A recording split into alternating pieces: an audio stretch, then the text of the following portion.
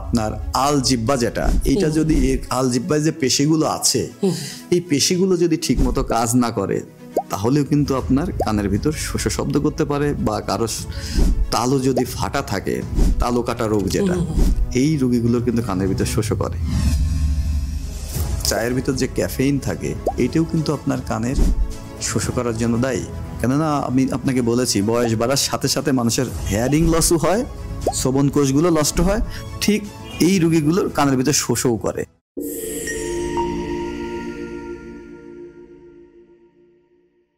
আপনাদের সকলকে শুভেচ্ছা সহ স্বাগত জানাচ্ছি আমাদের আরেকটি এপিসোডে। আমাদের সাথে আছেন আজকে স্টুডিওতে বাংলাদেশের স্বনামধন্য এন্ডোস্কোপিক নাক কান গলা বিশেষজ্ঞ, যিনি একই সাথে গবেষণার কাজেও নিয়োজিত আছেন। এন্ডোস্কোপিক 2-হ্যান্ডেড ইএনটি সার্জারির পথিকৃৎ যিনি, এবং একই সাথে যিনি নাক কান গলার অপারেশনে প্লাটিলেট রিসফিব্রিং, যেটিকে ক্লিনিক্যাল ভাষায় PRF নামে পরিচিত, এবং একই সাথে প্লাটিলেট রিস প্লাজমা PRP ব্যবহারের অন্যতম সূচনাকারী, বলছি ENT specialist doctor Mohammad Hasan আলীর কথা। আমরা আবার তাকে স্বাগত জানাচ্ছি। ডাক্তার মোহাম্মদ হাসান আলী, আপনাকে স্বাগত জানাই আমাদের স্টুডিওতে। আমরা এর আগের এপিসোডগুলোতে বিভিন্ন সমস্যার সম্পর্কে জেনেছি, নাক কান গলার। এটিও জেনেছি যে নাক কান গলার কোনো ইন্ডিপেন্ডেন্ট সমস্যা আসলে খুবই কমই হয়। একটি সমস্যার সঙ্গে অন্য আরেকটি সমস্যা ইন্টারকানেক্টেড থাকে। অনেক ক্ষেত্রে দেখা যায় যে খুবই দৈনন্দিন জীবনের অনেক সমস্যা আমাদেরকে খুব বেশি ভাবিয়ে তোলে না, কিন্তু এমন একটা পর্যায়ে গিয়ে ওই একটি ছোট্ট উপসর্গ বড় কোনো রোগের আকার ধারণ করতে পারে। তো সেই সম্পর্কে আপনি সচেতন করার চেষ্টা করেন আপনার রোগীদের। এবং বাংলাদেশের ইএনটি জগতে অনেক সার্জারি বহুদিন ধরে প্রচলিত। এর বাইরে আপনি আসলে এন্ডোস্কোপিক সার্জারির একটি বড় সূচনা করেছেন, যেটিতে কম ব্যথায় অল্প সময় হাসপাতালে থাকতে হয় রোগীদের। অর্থাৎ রোগীদের, আমাদের যে বাংলাদেশের দৈনন্দিন জীবনযাপন মানুষের রোগীদের, ওই জায়গা থেকে তাদের ভোগান্তি কমিয়ে আনার একটা চেষ্টা আপনার চিকিৎসাতে আমরা দেখতে পেয়েছি। স্পেশালি PRF এবং PRPর সংযোজন, এইটাও একটা অনবদ্য যুগান্তকারী সংযোজন। সব কিছু নিয়ে আমরা আরেকটু আপনার কাছে জানতে চাই, আরেকটা কমন সমস্যা নিয়ে জানতে চাই, যে কিছু হাস্যরসাত্মক পরিস্থিতিরও তৈরি হয় যে সমস্যার কথা বলতে যাচ্ছি এখন। সেটা হচ্ছে যে অনেক সময় রোগীরা এসে বলে হয়তো আপনার কাছে যে আপনার রোগীর কানের মধ্যে দিয়ে ট্রেন যাচ্ছে, বাস যাচ্ছে, রোগীর কানের মধ্যে মশামাছি ঢুকেছে। অর্থাৎ রোগীরা বিভিন্ন তাদের আঞ্চলিক ভাষা বা আমাদের সাধারণ মানুষের ভাষা, যেটি ক্লিনিক্যাল ভাষার সঙ্গে যার কোনো সংযোগ নেই, তারা রোগীরা আপনাকে বোঝানোর চেষ্টা করে যে কানের মধ্যে শোষ শব্দ বা বিভিন্ন ধরনের শব্দের কথা তারা বলে আর কি তাদের ভাষায়। তো আমরা তাদের ভাষা এবং আমাদের বিজ্ঞানের ভাষা বা চিকিৎসা বিজ্ঞানের ভাষায় এই পুরো ব্যাপারটা নিয়ে একটু জানতে চাই আজকে, যে কানের মধ্যে শব্দ আসলে কেন হয়, আর রোগীরা কি কি উপসর্গ নিয়ে আপনার কাছে আসে, এবং এর চিকিৎসা প্রক্রিয়া কেমন, আপনার অভিজ্ঞতা কীরকম? আপনাকে অসংখ্য ধন্যবাদ। আপনি যে খুব গুরুত্বপূর্ণ একটি রোগের কথা বলেছেন, যেটা বাংলাদেশে বহু মানুষ এই রোগে সাফার করছে। তারা আমাদের কাছে এসে বলে যে কানের ভিতর শোষো, ভো ভো, কুকু, বিভিন্ন ধরনের, আপনি যেমন বললেন ট্রেনের শব্দ, ট্রেন যাচ্ছে এরকম শব্দ। আবার অনেক সময় বলে যে কানের ভিতর কন্টিনিউয়াস মাছি ডাকছে, কানের ভিতর কোনো পোকা গিয়েছে, একটা সময় পোকাটা বের করে দেন। এইটিকে আসলে মেডিকেলের ভাষায় বলে টিনিটাস। টিনিটাস হচ্ছে এমন একটা রোগ যে রোগে আপনার এক্সটার্নাল কোনো সাউন্ড সোর্স নেই, কিন্তু রোগী মনে করছে যে তার কানের ভিতর কোনো একটা শব্দ হচ্ছে কন্টিনিউয়াস। এটিকে টিনিটাস বলে, বা কানের ভিতর শোষ করা রোগ বলে। এক একজন মানুষের ফিলিংস এক এক রকম হতে পারে। কেউ কেউ বলে যে মিসম্যাচ টেলিভিশন, যে আপনার কোনো চ্যানেলে নেই, আগের দিনে ঝিরঝির করতো যে এরকম, বা দুইটা FM রেডিও দুইটা চ্যানেলের মাঝে পড়লে যেরকম একটা শব্দ হয়, ঠিক এরকম শব্দ হয়। এই ধরনের বিভিন্ন ধরনের, বেশ অস্বস্তিকর নিশ্চয়ই রোগীর জন্য। হ্যাঁ, অবশ্যই খুবই অস্বস্তিকর, এবং এই রোগীগুলো অনেক ডিপ্রেশনেও ভুগে থাকেন। আচ্ছা আচ্ছা, ঠিক আছে। তো এই রোগ যদি আমি কারণের কথা বলি, প্রথমে আমি যেটা বলবো, এটা আসলে স্পেসিফিক কোনো রোগ নয়, এটা অন্য অন্য রোগের লক্ষণ। আচ্ছা আচ্ছা, এটা নিজে কোনো রোগ নয়, কিন্তু অন্য অন্য অনেক রোগ আছে যে রোগের লক্ষণ হিসেবে, সিমটম হিসেবে এই টিনিটাস বা কানে শোষ করা শব্দ হয়। ঠিক আছে। কারণ বলার আগে আমি আপনাকে একটা জিনিস বলতে চাই, সেটা হচ্ছে এই টিনিটাস বেসিক্যালি দুই ধরনের টিনিটাস আছে। একটা হচ্ছে সাবজেক্টিভ টিনিটাস, যেটা শুধুমাত্র পেশেন্ট নিজেই শুনে। হ্যাঁ, পেশেন্ট বলে যে আমার কানের ভিতরে এক ধরনের শব্দ হয় ডাক্তার সাহেব। আরেকটা আছে অবজেক্টিভ টিনিটাস, এটা পেশেন্ট তো নিজে শুনেই আমাদের কাছে যখন রোগীরা আসে আমরাও সেই শব্দ শুনতে পাই। আচ্ছা আচ্ছা, এটাকে বলে অবজেক্টিভ টিনিটাস। আচ্ছা, আমরা যখন আলোচনা করব কারণ, কোন কারণে সাবজেক্টিভ টিনিটাস হয় আর কোন কারণে অবজেক্টিভ টিনিটাস হয়, এগুলো নিয়ে আমরা আলোচনা করব। নিশ্চয়ই। আপনি জানেন যে আমাদের কানের 3টা অংশ আছে, একদম বাইরের দিকে বাইরের কর্ণ বা এক্সটার্নাল ইয়ার, মাঝে যে অংশ মধ্যকর্ণ বা মাঝের কান, এটাকে মিডিল ইয়ার বলে, একদম ভেতরের দিকে যেটা সেটা ভেতরের কান বা অন্তকর্ণ বা ইনার ইয়ার। এই কানের প্রত্যেকটা জায়গায় কোনো না কোনো সমস্যা থাকলে আপনার কানের ভিতর শোষ করতে পারে। এছাড়াও অন্তকর্ণ থেকে আপনি জানেন সাউন্ড সিগন্যাল একটা নার্ভের মাধ্যমে, যেটাকে ককলিয়া বলে, সেখান দিয়ে সেই নার্ভের মাধ্যমে মস্তিষ্কে যায়।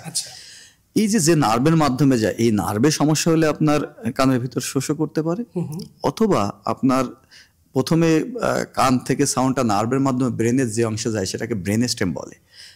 ব্রেনের যে অংশ ব্রেন স্টেম, সেখান থেকে যায় থ্যালামাসে, থ্যালামাস থেকে শব্দটা আমাদের অডিটরি কর্টেক্স টেম্পোরাল লোবে একটা জায়গা আছে, সেইখানে যায়। এই যে পুরো পথ, এই পথের যদি কোথাও সমস্যা হয় তাহলেও কিন্তু কানের ভিতর শোষ করতে পারে। কান এবং ব্রেনের এই অংশগুলো ছাড়াও আপনার শরীরে অন্যান্য সমস্যার জন্য বা কিছু ওষুধ আছে বা কিছু রোগ আছে, যে রোগগুলোর জন্য কিন্তু আপনার কানের ভিতর শোষ করতে পারে। তার মানে একটা হচ্ছে কান এবং ব্রেন রিলেটেড, আর একটা হচ্ছে কান এবং ব্রেন রিলেটেড ছাড়া, যে কারণে কানের ভিতর শোষ করে। আমরা যদি বহিকর্ণের দিকে তাকাই, আপনি বহিকর্ণের দিকে আমাদের বাইরের দিকে একটা যে কানের যে অংশ আমরা দেখতে পাই, এটাকে পিনা বলে। যদি কারো এই পিনায় প্রচন্ড রকম ইনফেকশন হয়, পেরিকন্ডাইটিস বলে, এবং পিনা প্রচন্ড রকম ফুলে যায়, হ্যাঁ, ইডেমা হয়, তখন আপনার কিন্তু কানের ভিতরে এক ধরনের সেন্সেশন হইতে পারে। ঠিক আছে, কানের ভিতরে এরকম এক ধরনের শব্দর সেন্স আসতে পারে, রোগী অনুভব করতে, যেটাকে টিনিটাস বলে। বহিকর্ণের সবচেয়ে কমন যে কারণ, বহিকর্ণে যদি আপনার ওয়াক্স বা খোল জমে, এই খোলের জন্য কিন্তু খোল যখন নড়াচড়া করে বা খোল যখন ইম্প্যাকশন হয়, তখন কিন্তু আপনার কানের ভিতরে একটা শোষ শব্দ করতে পারে। বা বহিকর্ণে যে কোনো ইনফেকশন হয়েছে, অটাইটিস এক্সটার্না যেটাকে বলে, বা আপনার বহিকর্ণে যে চুল আছে, এই চুলের গোড়ায় যে ইনফেকশন হয়, এটাকে ফারাঙ্কুলোসিস বলে। এই ইনফেকশনের জন্য কিন্তু কানের ভিতর কোনো না কোনো মাত্রায় একটা শোষ শব্দ করতে পারে। এই বহিকর্ণের পরেই কানের যে অংশ, এটাকে বলে আপনার কানের পর্দা, যেটা মধ্যকর্ণ এবং বহিকর্ণকে পৃথক করেছে যে পর্দা দ্বারা, এটাকে কানের পর্দা বলে বা টিম্প্যানিক মেমব্রেন বলে। এই টিম্প্যানিক মেমব্রেনের নানাবিধ সমস্যার জন্য আপনার কানের ভিতর শোষ করতে পারে। যেমন কারো কানের পর্দা ছিদ্র থাকতে পারে, কানের পর্দা ছিদ্রের জন্য কানের ভিতর শোষ করতে পারে। কানের পর্দায় যদি ইনফেকশন বা প্রদাহ হয়, যেটাকে মাইরিনজাইটিস বলে, অথবা আমাদের স্কিন যদি পুড়ে যায়, স্কিন পুড়ে গেলে দেখবেন যে এক ধরনের ফোসকা মতো পড়ে, ফুসকুড়ি, কানের পর্দায় কিন্তু ফুসকুড়ি পড়তে পারে, যেটাকে বুলা বলে বা বুলাস মাইরিনজাইটিস বলে। এই কানের পর্দায় যদি এই ধরনের বুলা তৈরি হয়, তাহলে কিন্তু আপনার কানের ভিতর শোষ শব্দ করতে পারে। কানের পর্দায় এক ধরনের আপনার ক্যালসিয়াম জমতে পারে। ক্যালসিয়াম জমে কানের পর্দাটা চকের মতো চকি হোয়াইট হয়ে যেতে পারে। ঠিক আছে, ফলে কানের পর্দার যে মুভমেন্ট, এই মুভমেন্টের রেস্ট্রিকশন হইতে পারে, কিন্তু যেটাকে আমাদের মেডিকেলের ভাষায় বলে টিম্প্যানোস্ক্লেরোসিস, ক্যালসিয়াম জমা কানের পর্দায়। এই জন্যও কিন্তু আপনার কানের পর্দা শোষ করতে পারে। এরপরে আসে মধ্যকর্ণ। মধ্যকর্ণের নানাবিধ সমস্যার জন্য আপনার কানের ভিতর শোষ শব্দ করতে পারে। মধ্যকর্ণের ভিতরে সবচেয়ে গুরুত্বপূর্ণ, আপনি জানেন মধ্যকর্ণে 3টা ছোট ছোট শব্দ আছে, ছোট ছোট হাড় আছে, যে হাড়গুলো পর্দা থেকে সাউন্ড সিগন্যাল অন্তকর্ণে নেয়, এবং পর্দা যখন ভাইব্রেট করে তখন শব্দটা প্রথমে যে অস্থিতে যায় বা ছোট হাড়ে যায়, সেটাকে বলে ম্যালিয়াস, সেখান থেকে ইনকাসে যায়, ইনকাস থেকে স্টেপিস নামক ছোট হাড়ে যায়। এই হাড়গুলো যদি পরস্পরের সাথে ফিক্স হয়ে যায় অথবা পরস্পরের থেকে সংযোগ বিচ্ছিন্ন হয়, তাহলে কিন্তু আপনার কানের ভিতর শোষ একটা শব্দ করতে পারে। আপনার কানের সবচাইতে ছোট যে হাড়, এটাকে বলে আপনার স্টেপিস। কানের নয়, এটা সারা বডির ভিতরে আমাদের 206টি হাড় আছে, সবচাইতে ছোট হাড় বেসিক্যালি স্টেপিস। এই স্টেপিস দিয়ে মধ্যকর্ণ অন্তকর্ণের সাথে সংযুক্ত, একদম ভেতরের কানের সাথে সংযুক্ত। এই স্টেপিসটা যদি অন্তকর্ণের সাথে একেবারে ফিক্স হয়ে যায়, যখন সাউন্ড যায়, সাউন্ড সিগন্যাল যখন মধ্যকর্ণ থেকে অন্তকর্ণে যাবে, তখন কিন্তু এই স্টেপিস নড়াচড়া করে সাউন্ড সিগন্যালটা অন্তকর্ণে পাঠায়। কিন্তু যদি ফিক্স হয়ে যায়, তখন আর নড়াচড়া করতে পারবে না, যেটাকে অটোস্ক্লেরোসিস বলে। এই অটোস্ক্লেরোসিস রোগের জন্য কিন্তু আপনার কানের ভিতর শোষ শব্দ করতে পারে। মধ্যকর্ণ এবং নাকের পিছনের একটা যোগাযোগ নালী আছে, যেটাকে অডিটরি টিউব বলে। এই অডিটরি টিউব যদি ডিসফাংশন করে, এটা ফাংশন না করে, এটা বন্ধ হয়ে যায়, সেক্ষেত্রেও কিন্তু আপনার কানের ভিতর শোষ শব্দ করতে পারে।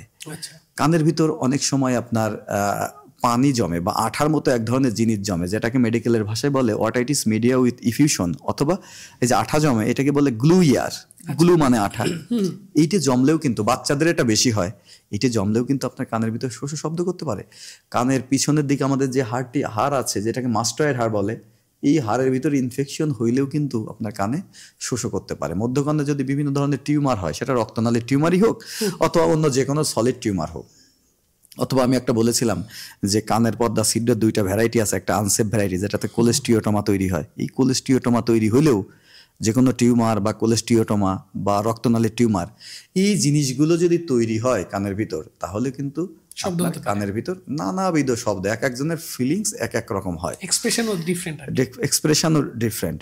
এরপরে আসে অন্তঃকর্ণ। অন্তঃকর্ণের ভিতর আপনার যে জিনিসগুলো আছে, যেমন প্রধান যে জিনিস ওখানে আছে সেটা হচ্ছে আপনার শ্রবণ কোষগুলো আছে, যেটাকে হেয়ারিং সেল বলে। এই হেয়ারিং সেলগুলো যদি বা শ্রবণ কোষগুলো যদি ক্ষতিগ্রস্ত হয়, সময়ের সাথে বয়স বাড়ার সাথে সাথে এই কোষগুলো কিন্তু ক্ষতিগ্রস্ত হয়। যেমন 50 বছরের পরে গিয়ে প্রেসবায়াকোসিস বা এজ রিলেটেড যে হেয়ারিং লস হয়, এই হেয়ারিং লসে ওই ক্ষেত্রে কিন্তু এই শ্রবণ কোষগুলো ক্ষতিগ্রস্ত হয়। ফলে এই ক্ষতিগ্রস্ত কোষগুলো কিন্তু কানের ভিতরে একটা ব্যাড সিগন্যাল তৈরি করতে পারে। ইলেকট্রিক্যাল ফায়ারিং যেটা হয় আপনার শোনার জন্য, এই ফায়ারিংটা এলোমেলো হতে পারে, সেই জন্য আপনার কানের ভিতর শোষ করতে পারে। হেয়ারিং যে সেলগুলো আছে বা শ্রবণ যে কোষগুলো আছে, এখান থেকে সাউন্ড সিগন্যালটা একটা নার্ভের মাধ্যমে ব্রেনে যায়। এই যে নার্ভ বা স্নায়ু যার মাধ্যমে ব্রেনে শব্দটা যায়, আমরা যেটাকে বলছি আপনার ককলিয়ার নার্ভ, এই নার্ভটা যদি ক্ষতিগ্রস্ত হয়, ডিমাইলিনেশন হয়, তাহলেও কিন্তু আপনার কানের ভিতরে একটা শোষ শব্দের অনুভূতি হতে পারে। এবং ব্রেনে যেখানে প্রথমে শব্দ যায়, ব্রেন স্টেম, সেখান থেকে থ্যালামাস, সেখান থেকে অডিটরি কর্টেক্স, এই যে পুরো পথ, এই পথের কোথাও যদি আপনার যে কোনো রোগ হয়, যেমন স্ট্রোক করে ওখানে ক্ষতিগ্রস্ত হতে পারে, ওখানে রক্তনালী রক্ত সঞ্চালন কমে যেতে পারে, ওইখানে আপনার টিউমার হতে পারে, যদি এই জিনিসগুলো হয় তাহলেও কিন্তু আপনার কানের ভিতর শোষ শব্দ করতে পারে।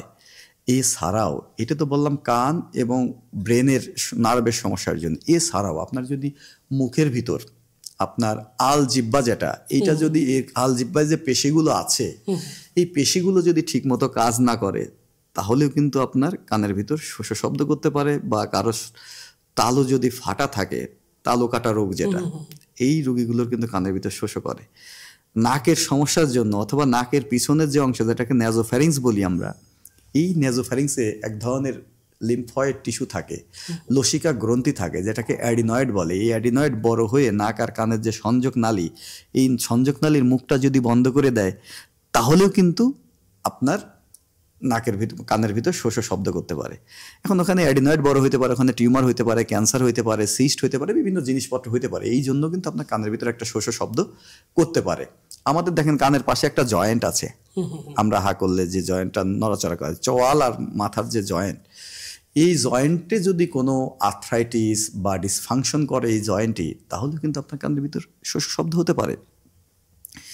এর বাইরে আপনার কিছু কিছু রোগ আছে, যে রোগগুলো কান, নাক বা এইগুলোর সাথে সংযুক্ত না, কিন্তু তার জন্য আপনার কানের ভিতর কিন্তু শোষ করতে পারে। যেমন আপনার আমি বলেছিলাম যে আপনার কিছু শব্দ আছে যে শব্দ শুধুমাত্র রোগীই শোনে, সাবজেক্টিভ টিনিটাস, আর কিছু টিনিটাস আছে আপনার অবজেক্টিভ টিনিটাস। যেমন আপনার গলায় একটা রক্তনালী টিউমার হয়েছে, আমাদের গলায় সবচাইতে বড় যে রক্তনালী, এটাকে ক্যারোটিড আর্টারি বলে। বয়স বাড়ার সাথে সাথে এই ক্যারোটিড আর্টারি বা ক্যারোটিড যে ধমনী, এই ধমনীর গায়ে প্রাচীরে, মানে ভেতরের দিকে যে প্রাচীর, এইখানে আপনার চর্বি বা ফ্যাট জমে, অ্যাথেরোস্ক্লেরোসিস বলে। এই অ্যাথেরোস্ক্লেরোসিস যদি হয়, তাহলে আপনার কানের ভিতর শোষ শব্দ করতে পারে। অথবা এখানে একটা রক্তনালীর টিউমার আছে, গ্লোমাস টিউমার, এই জন্য আপনার কানের ভিতর শোষ করতে পারে। যদি রক্তনালীর টিউমার এখানে হয়, এই শোষ শব্দ কিন্তু আপনি নিজেও শুনতে পারেন। যে রুগী তো বলছে, আবার আপনি ওখানে কান দিয়ে এই শব্দ শুনতে পারবে, অ্যাটেন্ডেন্ট বা ডক্টর আমরা নিজেরাও ওই শব্দটা শুনতে পারি। অথবা কানের ভিতর একটা রক্তনালী থাকে যেটাকে স্টেপিডিয়াল আর্টারি বলে। এই আর্টারি ইউজুয়ালি বয়স বাড়াস মানে জন্মের পরে এই আর্টারিটা থাকে না। কারো যদি এই আর্টারিটা পারসিস্ট করে বা পারসিস্টেড স্টেপিডিয়াল আর্টারি থাকে, তখন হার্টের পালসের সাথে সাথে ওইখানেও পটপট পটপট বা বিভিন্ন ধরনের ফিলিংসের শব্দ কানের ভিতর আপনার হতে পারে। অথবা এই জয়েন্টে কারো কারো এই জয়েন্টে ক্লিকিং সাউন্ড হতে পারে, এই জয়েন্ট, সেই শব্দটা রুগীও শোনে, বা আপনি যখন কান দিবেন পেশেন্টের কাছে তখন এই ক্লিকিং সাউন্ড আপনি নিজেও শুনতে পারবেন, বা এই টিনিটাসটা আপনি নিজেও ফিল করতে পারবেন। আমি বলেছিলাম যে আপনার আমাদের মুখের যে তালু, এই তালুটা যদি আপনার ফাটা থাকে বা এখানের ইয়েটা যদি মানে পেশিগুলো যদি ঠিক মতো না কাজ করে, অথবা মধ্যকর্ণ এবং নাকের যে সংযোগ নালী এইটা যদি প্যাটুলাস হয় বা এইটা যদি খুব ফ্লাবি হয়, ঠিক মতো কাজ না করে, মানে প্যাটুলাস মানে ওভার এক্সাইটমেন্ট যদি এখানে থাকে, বেশি নাড়াচাড়া করে, তাহলেও কিন্তু আপনার কানের ভিতর শোষো একটা শব্দের অনুভূতি হতে পারে। এবং এই শোষো অনুভূতিটা শুধু রুগী যে শুনবে তা না, আর তার আশেপাশের লোকজন বা যে ডাক্তারের কাছে গেল সে নিজেও কিন্তু এই শোষো শব্দটি শুনতে পারে। কারো যদি প্রেশার খুব বেশি বেড়ে যায় অথবা প্রেশার অনেক কমে যায়, তাহলেও কিন্তু তার কানের ভিতর শোষো করতে পারে। মানে প্রেশার নর্মাল থেকে বেড়ে গেলেও হইতে পারে, আবার কমে গেলেও কিন্তু কানের শোষো শব্দ করতে পারে। আমাদের গলায় একটা গ্রন্থি আছে যেটাকে থাইরয়েড গ্রন্থি বলে। আমাদের শরীরের যাবতীয় বিপাক্রিয়া নিয়ন্ত্রণ করে এই থাইরয়েড গ্রন্থি। আমাদের শরীরে তাপমাত্রা উৎপাদন, আমাদের ছোট থেকে বড় হওয়া, খাবার থেকে শক্তি উৎপাদন, ঠিক আছে, বিপাক্রিয়া, এইরকম নানাবিধ গুরুত্বপূর্ণ কাজ করে থাকে এই হরমোন। যদি এই গ্রন্থির হরমোনের সিক্রেশন বা হরমোন তৈরি যদি বেশি বেশি করে, যেটাকে হাইপারথাইরয়েডিজম বলে, তাহলেও কিন্তু আপনার কানের ভিতর শোষণ করতে পারে। আবার এই গ্রন্থি যদি হরমোন উৎপাদন কমিয়ে দেয়, যেটাকে হাইপোথাইরয়েডিজম বলে, এই হাইপোথাইরয়েডিজমেও কিন্তু আপনার কানের ভিতর শোষণ করতে পারে। ঠিক আছে, কিছু ওষুধ আছে, কিছু মেডিসিন আছে, যে মেডিসিনগুলো আপনি যদি দীর্ঘদিন ধরে ব্যবহার করেন তাহলে কিন্তু আপনার কানের ভিতর শোষণ করতে পারে। আচ্ছা, আমরা যদি একটু জানতে চাই যে কোন ধরনের ওষুধ দীর্ঘদিন খেলে এটির পার্শ্ব প্রতিক্রিয়া হিসেবে কানের মধ্যে শোষণ শব্দ হতে পারে বা অন্য শব্দের অনুভূতি হতে পারে। আমি যেটা বলছিলাম যে কিছু ওষুধ আপনার কানের ভিতর শোষণ করার জন্য দায়ী। যেমন আমরা খুবই কমনলি যেটা ইউজ করি, কিছু হার্টের রোগীদের বা যারা স্ট্রোক করে রক্তনালীগুলো সংকুচিত হয়ে যায়, তাদের রক্তনালী যাতে জমাট না বেঁধে যায়, রক্তনালীর ভিতর যাতে রক্তনালীর ভিতর জমাট না বেঁধে যায়, তাহলে আমরা অ্যাসপিরিন গ্রুপের কিছু ওষুধ ব্যবহার করি, ইকোস্পিরিন ব্যবহার করি, অথবা ব্যথানাশক হিসেবে কিন্তু অ্যাসপিরিন খুব বেশি ব্যবহার হয়। এই অ্যাসপিরিন কিন্তু কানের ভিতর শোষণ করার জন্য দায়ী। ন্যাপ্রোক্সেন গ্রুপের ব্যথার ওষুধ আছে, অথবা আইবুপ্রোফেন গ্রুপের কিছু ব্যথার ওষুধ আছে, যে ওষুধগুলো আপনার কানের ভিতর শোষণ করার জন্য দায়ী। ঠিক আছে, কিছু প্রেশার কমানোর জন্য কিছু ডাইউরেটিক্স নামে কিছু ওষুধ ব্যবহার করা হয়, এগুলো প্রেশার কমানোর জন্য ব্যবহার করে। বাজারে ল্যাসিক্স নামে পাওয়া যায়, ফুসেমাইড ওষুধ, যেটা বাজারে ল্যাসিক্স নামে পাওয়া যায়। এই ফুসেমাইড ওষুধ মানুষ যদি দীর্ঘদিন ধরে ব্যবহার করতে থাকে তাহলে কিন্তু তার কানের ভিতর শোষণ শব্দ করতে পারে। অথবা প্রেশারের ওষুধ নিজেও আপনার কিছু এসি ইনহিবিটর আছে, এই যে ক্যাপটোপিল, এনারোপিল, এই টাইপের কিছু ওষুধ, অথবা আপনার বিটা ব্লকার আছে কিছু, প্রোপানল খুব কমনলি ইউজ হয়। এই ওষুধগুলো কিন্তু আপনার কানের ভিতর শোষণ করার জন্য দায়ী।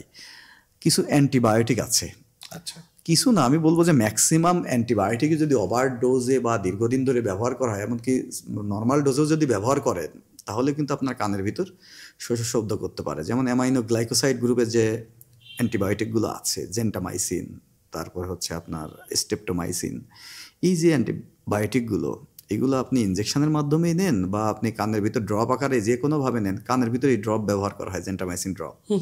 এই ওষুধগুলো যদি আপনি ব্যবহার করেন তাহলে কিন্তু কানের ভিতর আপনার শোষণ করতে পারে। এছাড়াও আপনার সেফালোস্পোরিন গ্রুপের কিছু অ্যান্টিবায়োটিক আছে যেগুলো, অথবা কিছু ব্রড স্পেকট্রাম অ্যান্টিবায়োটিক আছে, যেটা দীর্ঘদিন ধরে ব্যবহার করলে বা নর্মাল ডোজেও যদি আপনি ব্যবহার করেন, তাও কিন্তু আপনার কানের ভিতরে একটা শোষণ শব্দ করতে পারে। ঘুমের ওষুধ, অনেকে ঘুমের ওষুধ খায়, ডায়াজেপাম গ্রুপের ওষুধ খায়, অথবা অ্যালপ্রাজোলাম গ্রুপের ওষুধ খায়। এই ওষুধগুলো কিন্তু কানের ভিতর শোষণ করার জন্য দায়ী। আরেকটা জিনিস যে আমরা ডিপ্রেশনের জন্য আমরা যে ওষুধগুলো খাই, অ্যান্টি ডিপ্রেসিভ যে ওষুধগুলো, এই ডিপ্রেশনের জন্য যত ওষুধ ব্যবহার করা হয় ম্যাক্সিমাম ওষুধই কিন্তু আপনার কানের ভিতর শোষ করার জন্য দায়ী। ক্যান্সারের যে ওষুধগুলো আছে, ক্যান্সারের বিশেষ করে আপনার সিসপ্লাটিন, কার্বোপ্লাটিন গ্রুপের যে ওষুধগুলো আমরা ব্যবহার করি ক্যান্সারের কেমোথেরাপি, মানে অনকোলজিস্টরা ব্যবহার করেন, এই ওষুধগুলো কিন্তু কানের ভিতর শোষ করার জন্য দায়ী। ঠিক আছে, যারা অ্যালকোহল বা মদ পান করেন, মদ কিন্তু এক ধরনের ওষুধ, অ্যালকোহল কিন্তু এক ধরনের ওষুধ, অথবা ক্যাফেইন, এই যে চা খায় অনেক মানুষ, ঠিক আছে, এই ক্যাফেইন এর ভিতর, চায়ের ভিতর যে ক্যাফেইন থাকে, এইটাও কিন্তু আপনার কানের শোষ করার জন্য দায়ী।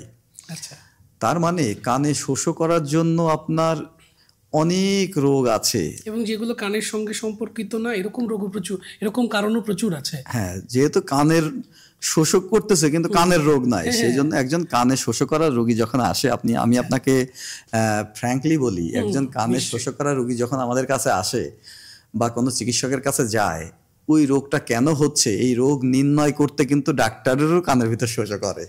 ঠিক আছে, বেশ বেশ জটিল, মানে বেশ সময় সাপেক্ষ ব্যাপার আর কি, সময় সাপেক্ষ ব্যাপার। কেননা আমি যে কতগুলো কারণ এর ভিতর বলে ফেললাম, যে এতগুলো কারণের জন্য রোগীও হয়তো কিছুটা অবাক হয় যে আমি আসছি কানে সমস্যা নিয়ে, সে আমার পুরা এত কিছু করছে, হিস্ট্রি নিয়ে ফেললো আর কি। হ্যাঁ, এত কিছু করছে, আমাদের প্রচুর হিস্ট্রি নিতে হয়। কিন্তু নিশ্চয়ই আজকে থেকে এই শোর পরে নিশ্চয়ই বুঝবেন আসলে যে খুবই, মানে উপসর্গটা খুবই সামান্য মনে হলেও এর পেছনে অনেক জটিল কারণ লুকিয়ে থাকে, অনেক জটিল কারণ আছে। আপনি দেখবেন যে এই রোগীগুলো যখন আসে তখন তাদের কাছে অনেক বড় একটা ফাইল থাকে, মানে তারা বিভিন্ন ডক্টরের কাছে গেছে।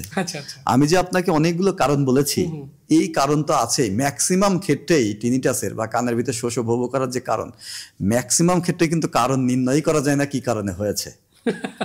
তখন তাকে কিছু সিমটোমেটিক বা সাপোর্টিভ কিছু ট্রিটমেন্ট দেওয়া হয়, কিছু অ্যাডভাইস দেওয়া হয়। ঠিক আছে, এই জন্য রোগীরা, যেহেতু মানে এই রোগের জন্য বেসিক্যালি যেটা প্রয়োজন কাউন্সিলিং, যেহেতু কাউন্সিলিং অভাব হয়, সেই জন্য রোগীরা মনে করে অমুক ডাক্তারের কাছে, এবং ডাক্তারদের তো আসলে এত কাউন্সিলিং করা, বা আমাদের বাংলাদেশে যেহেতু প্রচুর রোগী দেখতে হয়, একটা স্পেসিফিক রোগীকে এত সময় দিয়ে এই রোগটা নির্ণয় করা কিন্তু বেশ কঠিন। সেই জন্য রোগীরা একবার এই ডাক্তারের কাছে যায়, আবার সেখান থেকে কিছুদিন ওষুধ খাওয়ার পর যেহেতু ভালো হচ্ছে না, আরেকটা ডাক্তারের কাছে যায়। রোগীদেরও বেশ ভোগান্তির মধ্যে দিয়ে যেতে হয়, এই সমস্যা রোগীদেরই ব্যাপক ভোগান্তির ভিতর দিয়ে যেতে হয়। তবে যদি কারণটি নির্ণয় করা যায়, তবে ওই কারণটাকে যদি আপনি রিমুভ করে ফেলেন, তাহলে কিন্তু রোগী একেবারে ভালো হয়ে যায়। ঠিক আছে, রোগীরা তো অনেক বিচিত্র এক্সপ্রেশন নিয়ে আপনাদের কাছে হাজির হয় আর কি। তো কোন প্রক্রিয়াতে আসলে আপনি আগেই বলছিলেন যে যদি কারণটি আসলে খুঁজে বের করা যায় যে শব্দের উৎসটা কোথায়, কেন শব্দ হচ্ছে, তো ওই কোন প্রক্রিয়া অবলম্বন করেন আপনারা আসলে এই কারণ নির্ণয় করতে, এই উৎসটি খুঁজে বের করতে? দেখুন, আমরা যখন এই টিনিটাসের রোগের মূল কারণ নির্ণয় করতে যাই, তখন আমরা প্রথমে যেটা করি সেটা হচ্ছে রোগীর একটা ডিটেইলস, রোগের হিস্ট্রি নিই, ইতিহাস নেই, যে এই রোগটা তার কতদিন ধরে শুরু হয়েছে, কিভাবে শুরু হলো, বা তার এর সাথে অ্যাসোসিয়েটেড অন্য কোনো সিমটম আছে কিনা, সে তার প্রেশার, ডায়াবেটিস অথবা থাইরয়েডের কোনো সমস্যা আছে কিনা, সে কোনো ওষুধ দীর্ঘমেয়াদী খাচ্ছে কিনা, কানে কোনো অপারেশন হয়েছিল কিনা, মাথায় বা কানে আগে কোনো আঘাত পেয়েছিল কিনা, কান দিয়ে পানি পুজ আসে কিনা, এ ধরনের আমরা মানে মোটামুটি 100 থেকে 150 কোশ্চেন রুগীকে করি, রোগটাকে পরিপূর্ণভাবে ডেলিনিয়েট করার জন্য আসলে কোথা থেকে হচ্ছে। এই হিস্ট্রি নেওয়ার পরে আমরা কিছু ক্লিনিক্যাল এক্সামিনেশন করি, মানে পেশেন্টের কানের ভিতর আমরা অটোস্কোপ দিয়ে দেখি, যে তার প্রথমে আলো দিয়ে দেখি যে বাইরের কান বা কানের যে ক্যানেল, এখানে কোনো সমস্যা আছে কিনা। এরপরে আমরা কানের ভিতর অটোস্কোপ বা সবচাইতে বেস্ট হচ্ছে এন্ডোস্কোপ দিয়ে বা মাইক্রোস্কোপ দিয়ে কানের ভিতর এক্সামিনেশন করি, আমরা দেখি যে কানের ভিতর কোনো ওয়াক্স আছে কিনা বা কানের পর্দায় কোনো সমস্যা আছে কিনা, অথবা পর্দার ভিতর দিয়ে আমরা মধ্যকানে কোনো পানি জমে আছে কিনা, এটাও কিন্তু আমরা বুঝতে পারি। পেশেন্টের নাক এক্সামিনেশন করি, পেশেন্টের গলা অথবা পেশেন্টের এই জয়েন্টে কোনো সমস্যা, টেম্পোরোম্যান্ডিবুলার যে জয়েন্ট আমরা বলেছি, চোয়ালের সাথে আমাদের মাথার খুলির হাড়ের যে জয়েন্ট, এই জয়েন্টে কোনো সমস্যা আছে কিনা। মুখের ভিতর হা করে দিয়ে আমরা ওরাল ক্যাভিটিটা ভালো করে এক্সামিনেশন করি, যে মুখে সফট প্যালেট বা তালু অথবা আলজিব্বা অথবা নাকের পিছনে কোনো মাংস বাড়া আছে কিনা। এটা যেমন নাকের ভিতর দিয়ে দেখা যায়, মুখের ভিতর দিয়ে আমরা এক ধরনের মিরর দিয়ে দেখি এই ধরনের তার কোনো সমস্যা আছে কিনা। এরপরে আমরা যখন সমস্ত লোকাল এক্সামে তারপর তার ঘাটটা এক্সামিনেশন করে দেখি এখানে কোনো টিউমার বা অংশ বাড়া বা রক্তনালীর কোনো টিউমার আছে কিনা, এই জিনিসগুলো আমরা খুব ভালো করে এক্সামিনেশন করি। এর পরবর্তীতে আমরা কিছু ইনভেস্টিগেশন করি। প্রথম যে ইনভেস্টিগেশন করি আমরা, সেটা হচ্ছে আমরা পেশেন্টের হেয়ারিং অ্যাসেসমেন্টের জন্য আমরা একটা পিটিএ করি, পিওরটোন অডিওমেট্রি। কেননা আমি আপনাকে বলেছি বয়স বাড়ার সাথে সাথে মানুষের হেয়ারিং লসও হয়, শ্রবণ কোষগুলো নষ্ট হয়, ঠিক এই রোগীগুলোর কানের ভিতর শোষও করে। মানে রোগীর একটা শ্রবণ শক্তি পরীক্ষা করেন, শ্রবণ শক্তি পরীক্ষা করি এবং মধ্যকর্ণের প্রেশারটা কিরকম আছে সেটা আমরা ইম্পিডেন্স, পিটিএ এবং ইম্পিডেন্স এই দুইটা দিয়েই আমরা এই দুইটা একসাথে করি এবং ইম্পিডেন্স দিয়ে আমরা মধ্যকর্ণের প্রেশারটা দেখি। কেননা মধ্যকর্ণের প্রেশার যদি নেগেটিভ হয়ে যায়, কানের পর্দা যদি চুপসে যায় বা মধ্যকর্ণের ভিতর যদি পানি জমে অথবা কানের পর্দা ছিদ্র থাকে, ইম্পিডেন্স দিয়ে বোঝা যায়। তো যদি ইম্পিডেন্স কমে আসে বা বি টাইপের কার্ভ পাওয়া যায়, বি টাইপ আসলে ফ্ল্যাট কার্ভ, অথবা সি টাইপের কার্ভ যদি নেগেটিভ কার্ভ পাই, তাহলে আমরা ধারণা করি যে তার মধ্যকর্ণ বা নাক আর কানের যে সংযোগ নালী, এই সংযোগ নালীর সমস্যা। অথবা যদি ফ্ল্যাট পাই তাহলে আমরা বুঝি হয় মধ্যকানে পানি জমেছে অথবা কানের পর্দা ছিদ্র হয়েছে, এই জন্য হয়তো তার কানের পর্দা ছিদ্র হতে পারে। ঠিক আছে। আর পিটিএ তো আমরা বললাম যে সেন্সোরিয়াল হেয়ারিং লস যদি থাকে আমরা ওই টাইপের একটা কার্ভ পাই, বা ড্রাগ ইনডিউসডের জন্য যদি হয়, নয়েস অনেক সাউন্ডে যারা কাজ করে তাদের এক ধরনের আমরা গ্রাফ পাই। ঠিক আছে। আবার যাদের অটোস্ক্লেরোসিস যাদের আছে তাদের পিটিএটা এবং ইম্পিডেন্স একটা স্পেসিফিক আমরা একটা ফিচার পাই, যেটা দেখে আমরা বুঝি যে তার অটোস্ক্লেরোসিস নামক রোগ, যে মধ্যকর্ণ এবং অন্তঃকর্ণের সংযোগ নালী ফিক্স হয়ে গেছে, এটা আমরা দেখি। এছাড়া আমরা আপনার তার কানে সিম্পল একটা এক্সরে করতে পারি। হ্যাঁ, এক্সরে করে আমরা কানে কোনো ইনফেকশন আছে কিনা এটা দেখতে পারি, অথবা এক্সরে করে নাসোফ্যারিংসের এক্সরে করে নাকের পিছনে আমি বলেছি যদি মাংস বাড়ে, অ্যাডিনয়েড, অথবা ওখানে কোনো টিউমার হয় অথবা সিস্ট হয়, যে কোনো ধরনের ক্যান্সার হতে পারে, এই জিনিসগুলো আছে কিনা আমরা একটা এক্সরে করে কিন্তু আমরা এটা বুঝতে পারি। ঠিক আছে। এরপরে আমরা সিটি স্ক্যান করতে পারি এই রোগীর। সিটি স্ক্যান করে আপনার তার কান বা ব্রেনে কোনো সমস্যা আছে কিনা এটা আমরা দেখতে পারি। এমআরআই করি ব্রেনের কোনো সমস্যার জন্য। যেমন আপনাকে আমি বলেছি যে ব্রেনের সমস্যার জন্য কানের ভিতর শোষ করে। ঠিক আছে। ব্রেনের একটা জায়গা আছে যেটাকে বলে সিপি অ্যাঙ্গেল। এই সিপি অ্যাঙ্গেলে একটা কমন টিউমার হয়, সেটাকে বলে ভেস্টিবুলার সোয়ানোমা বা অ্যাকস্টিক নিউরোমা বলে। এই রোগীগুলো একই সাথে তার শ্রবণ শক্তি লস হয়, কানের ভিতর শোষ শব্দ করে, ব্যালেন্সের সমস্যা হয়। একটা পেশেন্ট হিস্ট্রিতে বললো যে তার শ্রবণ শক্তি লস, তার ব্যালেন্সের সমস্যা এবং তার কানের ভিতর শোষ করে। আমরা সিপি অ্যাঙ্গেল টিউমার মানে এমআরআই করি অথবা সিটি স্ক্যান করি, ওইখানে আমরা অনেক সময় এই ভেস্টিবুলার সোয়ানোমা বা অ্যাকস্টিক নিউরোমা টিউমার পাই। অথবা ব্রেনের কোথাও রক্ত সঞ্চালন কমে গিয়েছে, কোথাও টিউমার হয়েছে যার জন্য তার কানের ভিতর, এগুলো আমরা নির্ণয় করতে পারি। এ তো গেল আপনার কান এবং ব্রেনের পরীক্ষা। এছাড়াও আমি আপনাকে বলেছি কারো যদি আপনার প্রেশারের জন্য হয়, প্রেশার অনেক বেড়ে যায়, তাহলে তার কানের ভিতর শোষ শব্দ করতে পারে। প্রেশারের জন্য যে রুটিন পরীক্ষাগুলো আমরা করি, পেটের অনেক সময় আলট্রাসোনোগ্রাম করি, কারণ আমাদের কিডনির উপরে একটা গ্ল্যান্ড থাকে যেটাকে অ্যাডেনাল গ্ল্যান্ড বলে। এইখানে যদি আপনার এক ধরনের টিউমার হয়, ফিওকোমোসাইটোমা, তাহলে প্রেশার প্রচুর বেড়ে যায়। এই রোগীগুলোরও কিন্তু কানের ভিতর শোষ শব্দ করতে পারে। তার মানে সমস্যা কোথায় কানে, আপনার পেটের আলট্রাসোনোগ্রাম করা লাগছে। অনেক সময় রোগীরা বোঝে, অনেক সময় রোগীরা মনে করে যে ডাক্তার সাহেব আমার কানে সমস্যা, পেটের আলট্রাসোনোগ্রাম দিল কেন? আপনার প্রেশার অনেক বেশি, ম্যালিগন্যান্ট হাইপারটেনশন, মানে অনেক বেশি প্রেশার, আমরা কানের ভিতরে শোষ করছে, তখন আমরা কিন্তু পেটের আলট্রাসোনোগ্রাম করেও দিয়ে বোঝার চেষ্টা করি যে ওখানে কোনো তার টিউমার আছে কিনা যার জন্য তার কানের ভিতর শোষ করছে। এছাড়াও আপনার থাইরয়েড ফাংশন টেস্ট আমরা করি। থাইরয়েড, কারণ থাইরয়েডের যদি সমস্যা বেড়ে যায়, হরমোন যদি বেশি তৈরি হয়, তাহলে কানের ভিতর শোষ করতে পারে। থাইরয়েডের ফাংশন যদি আপনার কমে যায়, থাইরয়েড হরমোন কম তৈরি হয়, তাহলে কানের ভিতর শোষ করতে পারে। আমরা ডায়াবেটিসের পরীক্ষা করি। ডায়াবেটিস, রক্তে লিপিড কীরকম আছে, রক্তে চর্বির পরিমাণ কি, লিপিড প্রোফাইলটা আমরা করি। কারণ চর্বির পরিমাণ বেড়ে গেলে রক্তনালীর চারপাশেও চর্বি জমে। ক্যারোটিড ধমনী বা কানের ভিতর যে ধমনীগুলো আছে, বিশেষ করে ককলিয়ায় যে ধমনীগুলো সাপ্লাই দেয়, রক্ত সাপ্লাই দেয়, ওইগুলো যদি বন্ধ হয়ে যায়, চর্বি জমে, তাহলে কিন্তু কানের ভিতর আপনার শোষ করবে। ঠিক আছে। তাহলে আমরা তার লিপিড প্রোফাইলটা করি। সিবিসি করি, সিবিসি যে তার কোনো ইনফ্ল্যামেটরি, তার কোনো ডিজিজ আছে কিনা আমরা একটা ধারণা পাই। সিআরপি টেস্ট অনেক সময় করা হয়, তার মানে Infection আমরা আছে কিনা এটা। ইনফেকশন আছে কিনা এটা দেখার জন্য। তার মানে আমরা শুধু যে কানের পরীক্ষা করি লোকোরিজিওনাল তা না, আমরা পুরো বডিটারই একটা অ্যাসেসমেন্ট করে ফেলি। এবং বেশ বড় প্রভাব আছে আর কি কানের শোষ। হ্যাঁ, কানের সাথে একটা ব্যাপক প্রভাব আছে, ঠিক আছে। এরপরে আমরা রোগটা নির্ণয় করি যে এই কারণে তার হয়েছে। আর যদি নির্ণয় না করতে পারি তাহলে আমরা এটাকে ইডিওপ্যাথিক, মানে কারণ নির্ণয় করতে পারেন এই হিসেবে ট্রিট করি, উপশম যেন হয় এরকম উপশম যাতে হয় এই হিসেবে ট্রিট করি। আমরা তো শুনলাম যে এই কানের শ্বশুর শব্দটা আসলে শুধুমাত্র কানের সঙ্গেই সম্পর্কিত না, সারা দেহের অনেক সমস্যা, অনেক উপসর্গ, অনেক ক্লিনিক্যাল এক্সামিনেশনের পরে আপনারা আসলে কারণটি খুঁজে পান যে কানের সমস্যাটি মানে শব্দটি কেন হচ্ছে আর কি। তারপরে যখন শব্দের উৎসটি নির্ণয় করেন বা সমস্যার গোড়াতে যান, তারপরে ঠিক কোন প্রক্রিয়াতে আপনারা চিকিৎসা শুরু করেন, অথবা এর কোনো ঘরোয়া প্রক্রিয়া আছে কিনা। আমাদের সাধারণ মানুষের প্রত্যাশাটি এরকম যে ঘরোয়া কোনো উপশম প্রক্রিয়া আছে কিনা, আর সেটি আমরা জানতে চাই, এবং একই সাথে আপনাদের চিকিৎসার প্রক্রিয়াটাও একটু জানতে চাই। দেখুন, কানের শোষ রোগের যে ট্রিটমেন্ট, এটা একটা খুবই জটিল প্রক্রিয়া।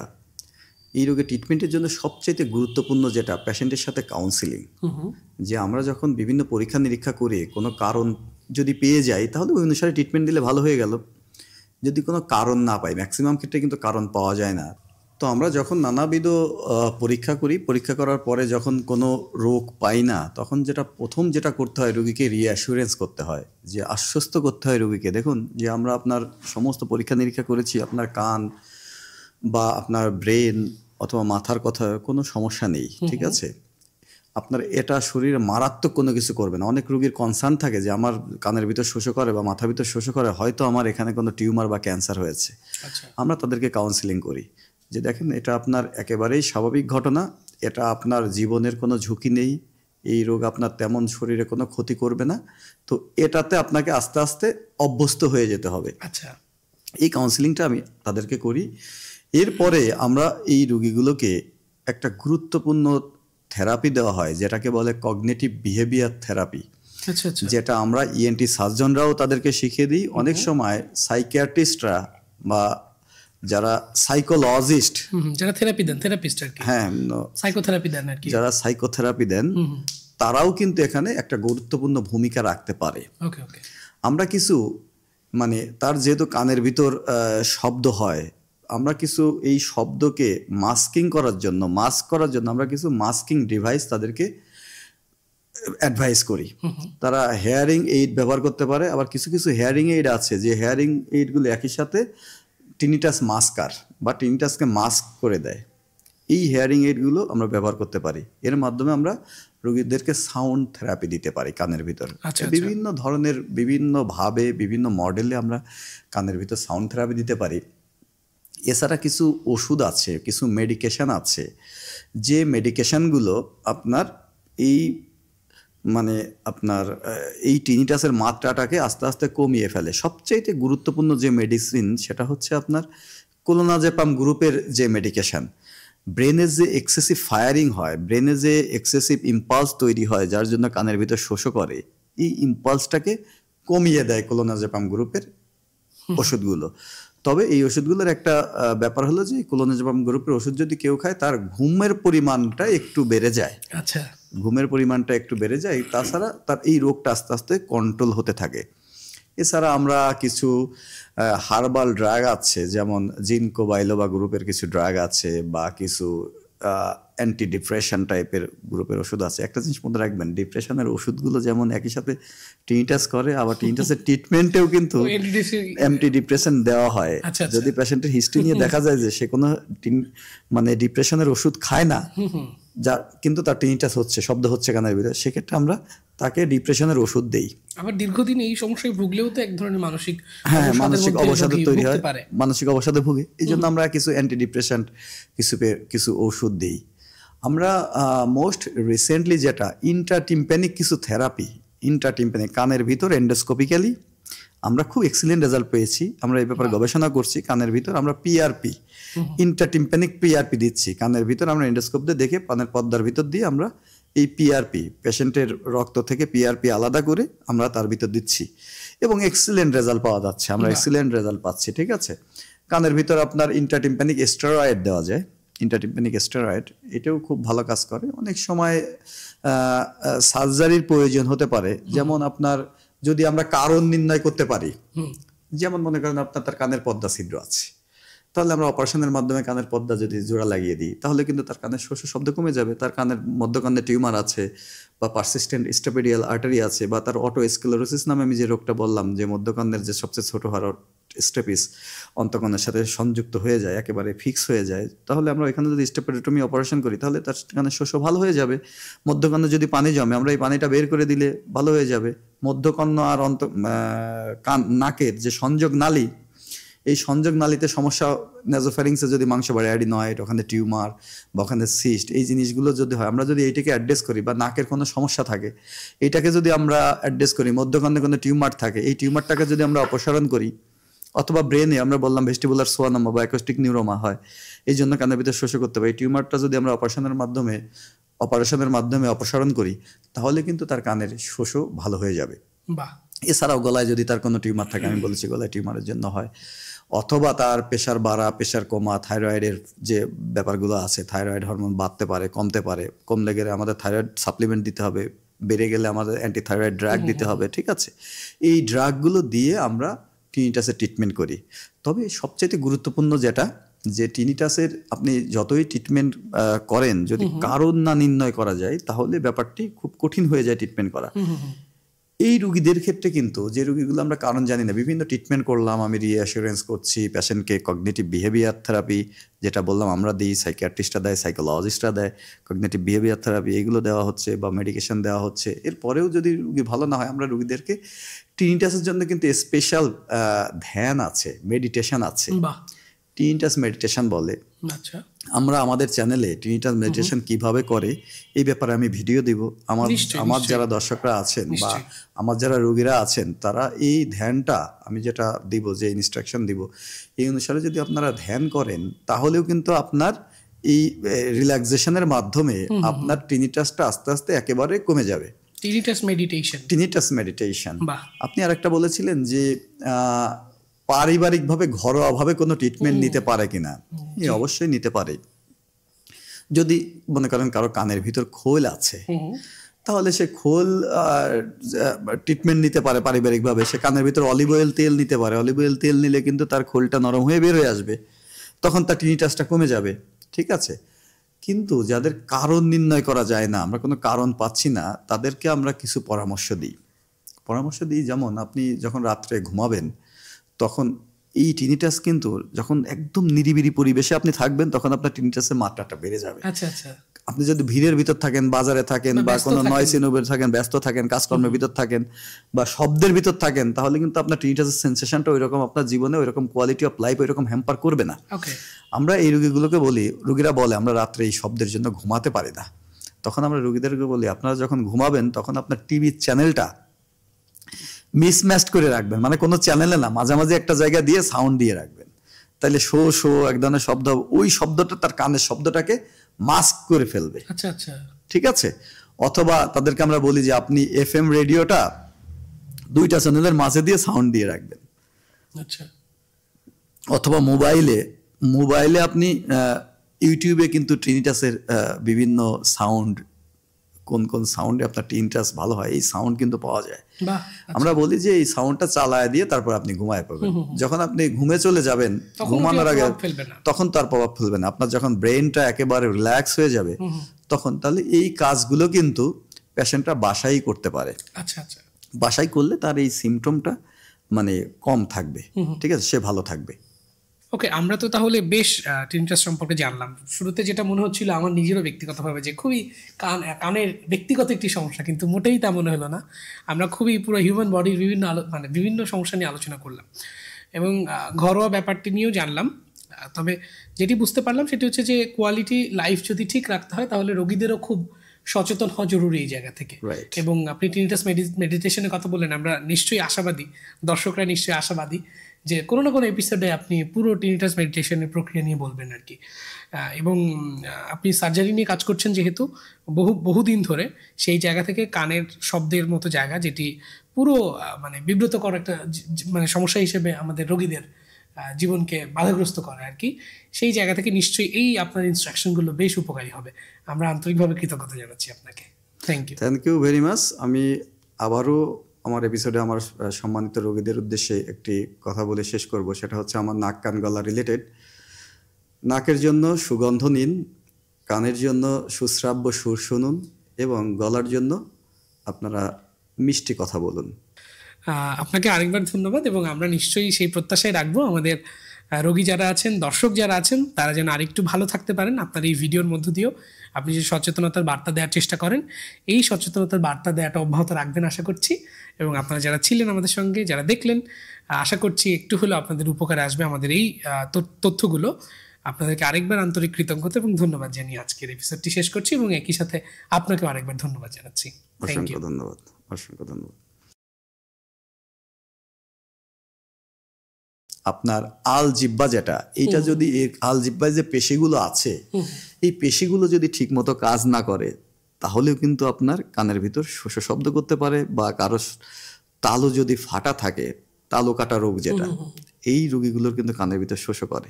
চায়ের ভিতর যে ক্যাফেইন থাকে, এইটাও কিন্তু আপনার কানের শোষ করার জন্য দায়ী। কেননা আমি আপনাকে বলেছি, বয়স বাড়ার সাথে সাথে মানুষের হেয়ারিং লসও হয়, শ্রবণ কোষগুলো নষ্ট হয়, ঠিক এই রোগীগুলোর কানের ভিতর শোষও